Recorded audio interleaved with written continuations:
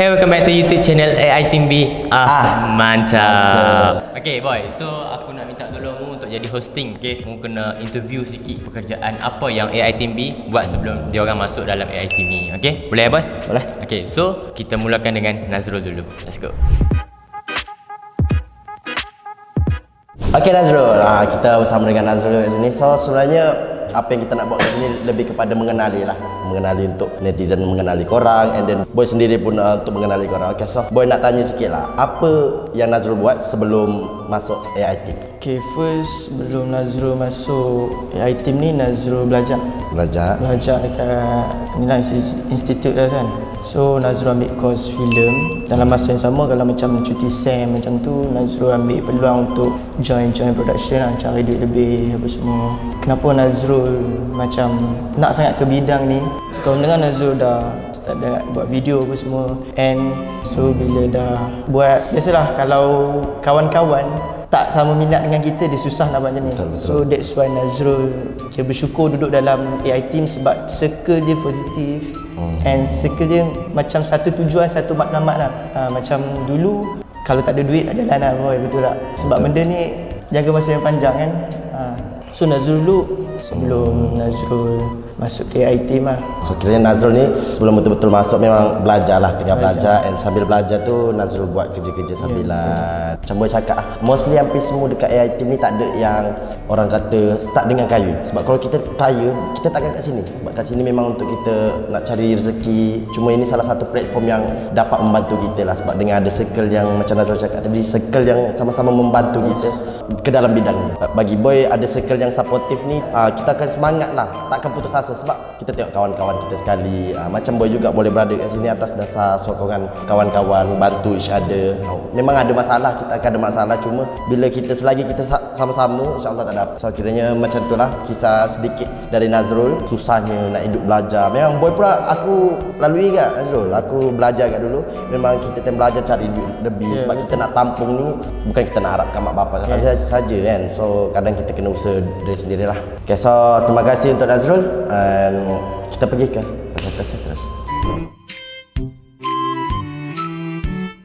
Alright guys, so seterusnya kita menjemput Alfa. Okay Alfa, so ramai yang tak tahu tentang kisah hidup Alfa sebelum ni, sebelum masuk AI Team, and boy pun sendiri tak tahu kisah sendiri tentang Alfa. So Alfa boleh ceritakan tak apa yang Alfa buat sebelum masuk AI Team? Okay, Alfa sebelum Alfa masuk AI Team, Alfa bekerja sebagai welder. Welder di Penang selama setahun, and then lepas pada tu Alfa Sekejap. Welder tak lari ke besi tu macam? Tak pun. And then Alfa berhenti setahun sebelum Alfa masuk AI Team. Sebelum Alfa dapat audition, Alfa dah berhenti setahun. Tu Alfa buat kerja biasa-biasa je, part time, macam tolong-tolong apa yang orang minta tolong, Alfa tolong. Macam mana Alfa boleh lalui itu? Maksudnya ke Alfa ada dapat sokongan duit ke dari family ke? Tak, Alfa tak dapat sokongan duit daripada family. Alfa just buat live TikTok, review barang TikTok, macam tu je. Oh, so kiranya Alfa pun still buat pet review juga dekat IG ataupun TikTok. Lagipun Alfa ni dekat TikTok dia memang dah ada followers sebelum dia masuk AI Team lagi. Macam apa yang Alfa rasa bila selepas Alfa dah masuk dekat AI Team? Selepas Alfa dapat masuk AI Team ni, Alfa rasa gembira sangat sebab Alfa harap ini impian Alfa, sebab Alfa nak try benda yang baru untuk content creator ni sebagainya. Yalah, sebab bila kita ada circle yang positif, insya-Allah kita akan buat dengan betul-betul orang kata semangat, sebab kita ada members sekeliling yang support each other.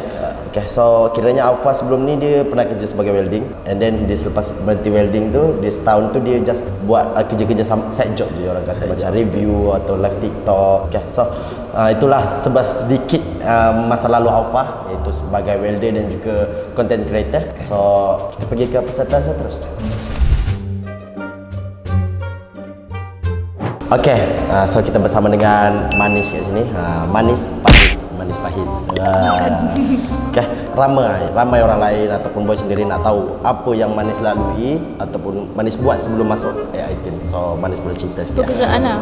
Okay, before Manis masuk AI Team, Manis bekerja sebagai admin TikTok, which is handle TikTok lah. Manis bekerja jadi admin tu selama setahun. So before Manis jadi admin tu, Manis student college vocational dalam bidang kulinari. So waktu tu Manis praktikal. Lepas tu dah habis praktikal tu konvoi, dan Manis terus kerja di rumah je lah jadi admin TikTok. Okay, so boy nak tanya sedikit, apa kesukaran orang kata sepanjang Manis lalui sebelum masuk AIT?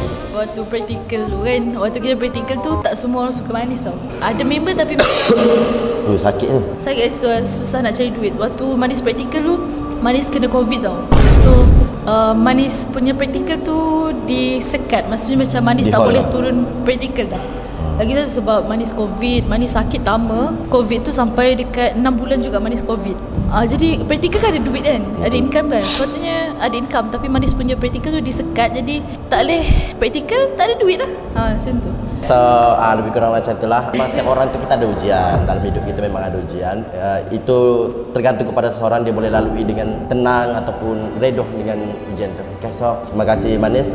Itulah sedikit tentang Manis. So apa-apa pun kita pergi ke peserta seterusnya.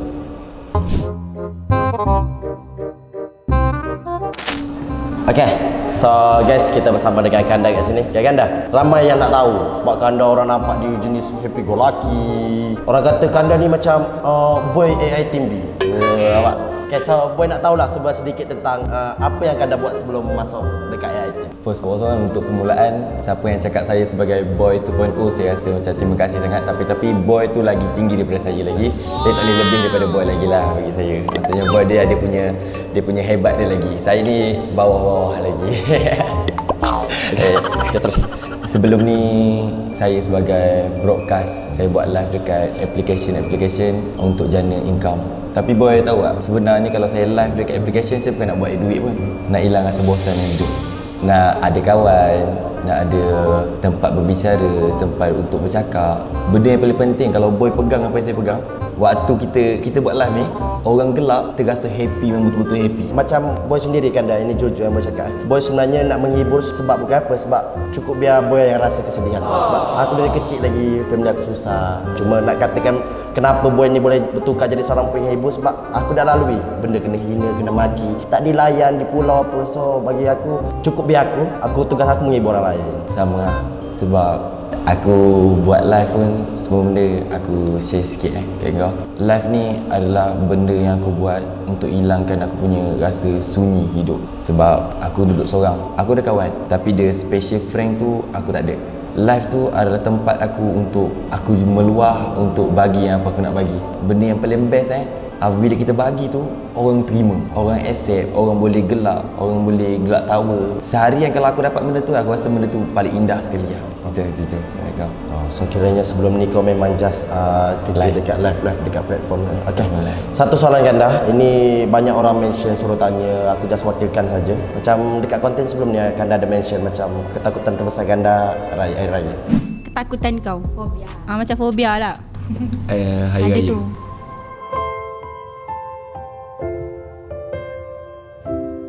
So boleh kongsikan sedikit orang kata apa sebab utama ni, kenapa hari raya?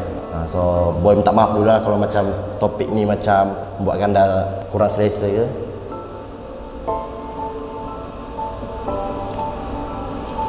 Aku pun perasan komen tu. Untuk hari raya bagi aku benda perkara yang aku fobia sebab kan aku duduk dengan aku tak duduk dengan family, aku duduk dengan mak saudara aku semua benda. Hari raya tu adalah benda yang paling aku rasa macam benda aku paling takut. Sebab apa? Aku tumpang bergambar dengan, faham tak, bukan family aku sendiri. Macam tu aku macam aku tak ada gambar sekali satu keluarga. Tu je aku rasa macam benda tu aku macam hari raya bagi aku tak best lah bagi aku. Dalam hidup aku, hari raya lah bagi aku. Tu lah hari raya.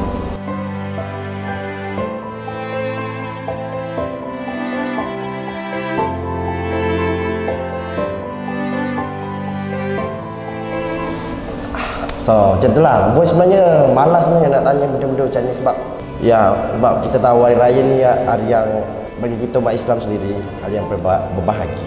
Kenapa dia terasa macam aku tak layak ke bahagia, maksudnya macam tu lah. Kanda lebih rasa macam tu.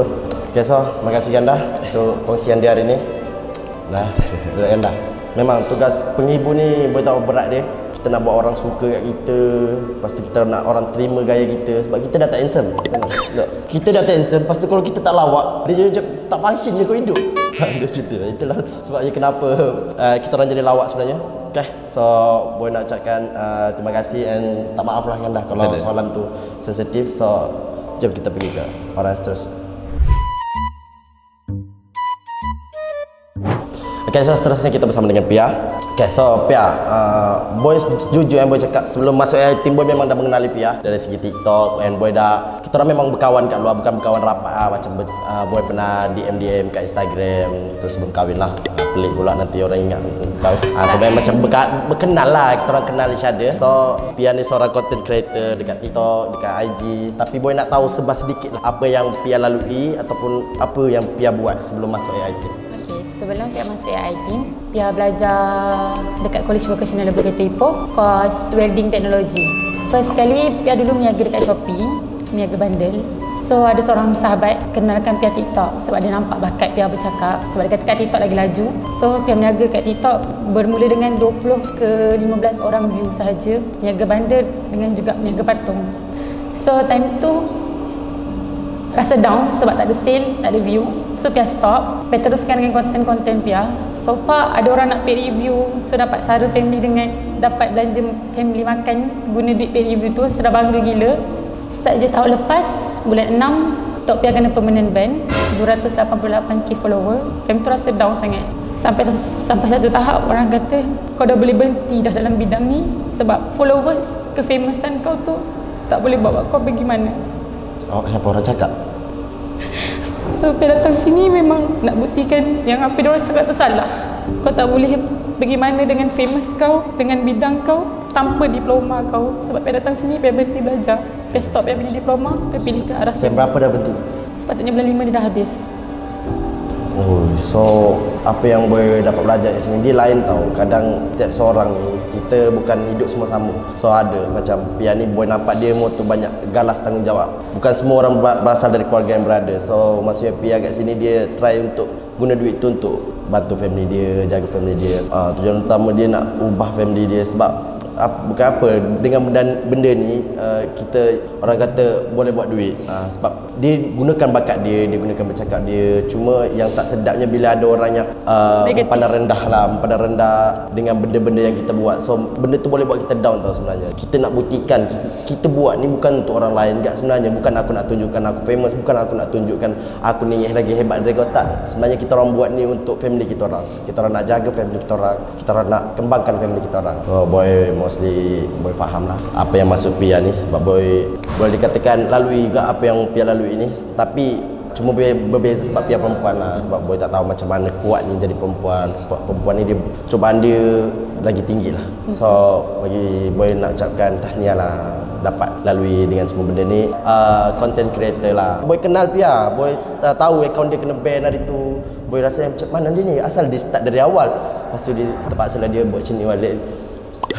Dia buat macam ni balik, akan naik balik follower dia. Dia kata mention nombor 3, view dia okey balik lah. So kita pergi ke atas lah. Okay, so seterusnya kita bersama Hafiz Al-Hakim. Okay, so Hafiz, ramai yang tertanya-tanya sini, sebenarnya Hafiz ni orang yang macam mana? Apa yang Hafiz buat sebelum ni? Apa kerja sebelum ni? Apa yang Hafiz lalui lah sebelum ni? So boy nak Hafiz kongsi sedikit tentang apa yang Hafiz buat sebelum masuk AI Team dan kesusahan apa yang Hafiz hadapi sebelum masuk ke sini. Last kerja Hafiz adalah barista dekat McDonald International Airport Penang, dan perjalanan Hafiz sebelum masuk ke sini sangat-sangat mencabar. Sangat-sangat dugaan paling berat bagi Hafiz lah. Sebab semasa Hafiz nak on the way datang dekat cyber masa audition pertama kan, Hafiz sanggup daripada Penang sampai ke Cyberjaya dalam keadaan hujan lebat, pukul 1 pagi sampai pukul 6 pagi. Ada satu masa tu Hafiz berhenti dan memang macam nak patah balik lah. Tak boleh lah sebab hujan terlalu lebat. Masa tu Hafiz seorang je motor, yang lain semua kereta, lori dalam hujan masa tu. Jadi membuat Hafiz rasa macam kalau aku patah balik ni aku takkan berjaya, sebab ini adalah bidang aku nak selama ini. Hafiz drive sampai je pukul 6 pagi tu Hafiz dapat sampai dekat Selangor, sempadan Selangor kan nak masuk tu. Dan second tu Hafiz terpaksa tumpang rumah orang. Hafiz mandi apa tu semua. satu malam tu Hafiz rasa macam dapatkah aku buat yang terbaik semasa audition tu, dapatkah aku buktikan yang kejayaan selama ni aku nak. Sebab masa tu Hafiz fikir terlalu ramai yang apply, membuatkan Hafiz rasa macam ni aku mesti tak dapat ni. Setakat dapat audition ni, aku dapat jumpa AIT pun aku rasa bangga lah. Masa tu Hafiz tanamlah hati Hafiz, okay, kita buat lah, langgar sebab Hafiz nak membuktikan kepada keluarga Hafiz, kepada saudara mara Hafiz yang Hafiz berhenti sekolah walaupun tak ambil SPM. Hafiz dapat berjaya dalam bidang ni dan Hafiz harap dalam kejayaan ini dapat membantu family Hafiz lah.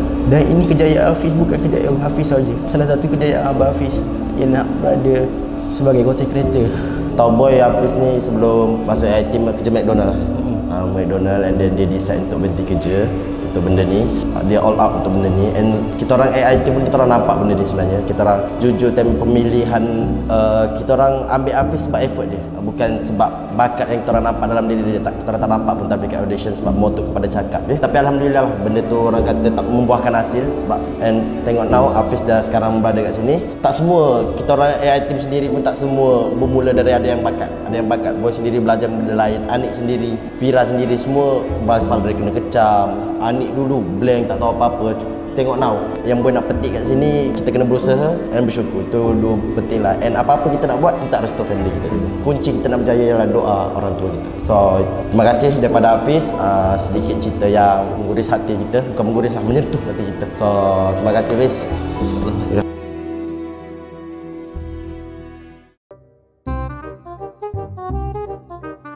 Okay, so seterusnya kita bersama dengan James Star ada. Okay, so Kila, boy nak tanya sedikit lah, nak tahu apa yang Kila buat sebelum ni, sebelum masuk jadi AI team, kerja apa ke ataupun apa kesusahan yang Kila hadapi sebelum masuk AI team? Kila bekerja 2 tahun dekat kedai makan western. Lepas tu Kila sambil tu Kila buat konten dekat TikTok. Kila lebih kepada TikTok lah. Kila selalu buat live, macam contoh Kila balik kerja pukul 2 pagi, 3 pagi tu Kila akan buat live sampai subuh sebab Kila nak dapatkan duit dekat live lah, lebih kepada duit dekat live sebab masa tu gaji Kila biasa je. Sebab Kila banyak benda nak kena bayar, banyak benda nak kena tolong macam tu. Jadi itulah perjalanan hidup Kila masa sebelum Kila masuk AIT. Kila ada berapa orang adik-beradik?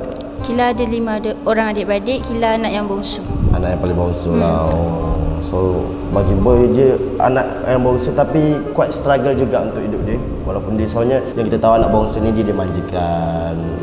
Tak, Kila lebih suka pada berdikari. Kila tak suka macam minta apa-apa dekat mama atau abah. Kila lebih suka apa yang Kila nak, Kila usaha sendiri daripada Kila sekolah sampai Kila sekarang. Walaupun dia sebenarnya dah bekerja dekat kedai makan, tapi dia sambil-sambil tu dia still lagi buat video ataupun live dekat TikTok. Dia seorang content creator jugalah sebelum masuk ni. Ni boy nampak lah macam Pia, manis. Yang Kila lebih kurang sama, diorang berdikari untuk survive diorang punya hidup sendiri. Habis SPM tak sambung belajar apalah? Kila memang tak sama belajar. Terus bekerja. Terus kerja. Okay, so apa kalau boy nak tahu motivation yang Kila pegang untuk supaya lagi kuatkan diri kita terus cari duit ke, apa yang motivation yang Kila pegang? Macam apa yang mama cakap, mama selalu cakap Kila ni orang yang sensitif, yang kuat, touching. Jadi kalau Kila nak berjaya, Kila dah masuk AI team ni, Kila tak boleh terlalu ikutkan perasaan ataupun sensitif lah. Kalau Kila sensitif, orang cakap mudah give up, kita tak boleh nak berjaya. Okay. So itulah sedikit motivation yang kita boleh dapatkan dari Kila. Okay, so terima kasih kepada Kila dah boleh share tentang diri Kila ni macam mana. Okay, so kita pergi ke peserta terakhir iaitu Syahmi. Okay, so kita bersama dengan Syamil sini sebagai calon terakhir kita sebab 2 orang tak datang kan? Betul. Diorang sakit kan? Boy nak tanya dengan Syamil lah. Okay, so Syamil nak tanya, apa Syamil buat sebelum ni? Sebelum masuk AI team, and apa cabaran yang Syamil dah lalui? Okay, saya ni jenis yang tak suka belajar. Saya daripada sekolah lagi jenis yang tidur dalam kelas kan. Saya tak suka, jenis bukan minat belajar punya orang. Tapi family saya jenis yang suka saya jenis orang belajar. Saya daripada dulu kan pasang niat kan, habis sekolah ni aku nak try hero remaja kan. Cakap kat kawan-kawan kan. Cakap kat kawan. Orang yang lain lah. Kawan-kawan gelak kan. Aku kata, iyalah kau nak rasa remaja kan. Tapi tak apa, kita cuba kan. Awal-awal dulu ya pergi sana audition, pergi try audition. sangkut dekat stage 3. So tak dapat kat situ. Jauh lah. Tapi time tu saya letak full hope. Saya letak harapan tinggi lah sebab saya bodoh dalam pelajaran. Saya tak pandai dalam pelajaran. Tapi maybe bakat saya ada kat sini. Tak apa, kat situ saya tak dapat. Tapi alhamdulillah ada pihak production yang panggil saya, ada satu rancangan dengan Masih Malaysia tu. So saya dapat masuk kat situ. Sebagai talent tu lah. Oh, sebagai talent. Benda tu dia bermusim. Dia ada shoot adalah, tak ada tak ada. Bila tak ada, okay. Saya selalu kalau buat borak dengan member apa kat taman rumah, selalu cakap, korang apa yang akan jadi 5 tahun yang akan datang? Saya selalu cakap macam, diorang ada plan. Saya macam, apa jadi hidup kat itu? Aku macam tak ada live kan. Lepas tu, saya follow Abang Alif dalam. So, ada satu konten tu yang Abang Alif buat Q&A yang mengatakan diorang akan cari pencarian tim B baru kan. Saya target dalam 2-3 hari yang tu dah tersingkir lah. Hope tu tak ada lagi. Lepas tu lagi satu sebab saya dah fobia dengan saya dah pernah pergi audition berlakon semua. So saya letak harapan tinggi. Balik saya tak bawa apa-apa kan. Asyik balik rumah tak dapat. Tak dapat audition. So macam a bit down kat situ. Tapi kat sini saya tak tahu lah. Saya bersyukur sangat Allah bagi rezeki, Allah doa saya kan. Saya dapat kat sini alhamdulillah semua bagi kerjasama yang baik. Tapi saya masuk sini saya jujur, tak ada nak kerja nama, saya tak ada nak kerja duit. Saya kerja impian saya, iaitu bawa mak saya pergi umrah. Mak saya dah dapat pergi dia punya ceramah pergi umrah semua. Tapi lagi seminggu lebih macam tu nak pergi umrah, pihak umrah call cakap mak saya tak lepas pergi. Sebab time umur 2 tahun mak bapak saya dah bercerai. So syarat nak pergi umrah kena ada suami ataupun anak-anak yang dah berusia 21 tahun ke atas. So saya tak tahu lah. Saya rasa kalau saya tak dapat kerja impian saya kan, sebelum saya menutup mata, saya rasa tu saya gagal lah jadi seorang anak. Kat luar walaupun kita kerja berat macam mana pun susah nak dapat kumpul modal semua kan. So saya rasa saya boleh dekat sini, saya boleh cepat dapatkan modal tu kan. Boleh belikan rumah mak apa-apa lah. Sebab mak dah struggle lah jaga saya dengan abang saya daripada kecil lagi. So saya harap saya dapat balas jasa. Tak banyak sikit pun tak apa, janji ada ke. Tapi saya bersyukur sebab saya daripada keluarga sederhana, saya belajar hidup susah. Saya bukan jenis yang kaki minta. So saya harap impian saya tercapai one day, InsyaAllah. And saya dapat banggakan mak saya. Okay. So bila kita bercakap tentang mak nak pergi umrah, tu mostly impian semua anak-anak. So bila boy dengar benda-benda macam ni, boy auto rasa sebab impian aku pun sama macam kau. Aku nak bahagikan mak aku sebab kita kena terima ke mana-mana orang tua kita ni semakin lama makin ditelan umur. So kita sebagai anak ni mungkin kita tak dapat bantu membalas jasa dia melahirkan kita, tapi sekurang-kurangnya kita sempat bagi dia rasa apa yang dia nak rasa sebelum ni. Kalau bukan kita, siapa lagi yang nak ubah family kita? Takkan orang lain nak ubahkan untuk family kau. Tak boleh. Ke mana-mana kita kena diri kita. InsyaAllah kita boleh buat apa semua tu. And saya just pegang pada satu, sebab bagi saya tanpa ada hero tu maksud saya ayah saya. Sebab saya ada still contact dengan ayah saya. Saya rasa tanpa ada hero dalam sisi saya, dalam hidup saya, insyaAllah saya boleh berjaya juga. Banyak motivation yang kita boleh ambil daripada Syami dan juga yang lain-lain. So memang benda-benda macam ni dia orang kata bagus untuk kita, untuk menyedarkan diri kita supaya kembalikan kita ke asal kita, tujuan kita, supaya kita tak leka. So terima kasih sekali lagi kepada Syami kerana telah share benda yang menarik untuk kita. Okay guys, so boy nak beritahu kat korang and teruskan sentiasa support kita orang walaupun sesiapa pun kita orang, and salah silap kita orang maafkan kita orang. And so itu sahaja kata kita pada kali ni. Korang jangan lupa like, share, comment, subscribe, and sampai jumpa pada next episode. Assalamualaikum.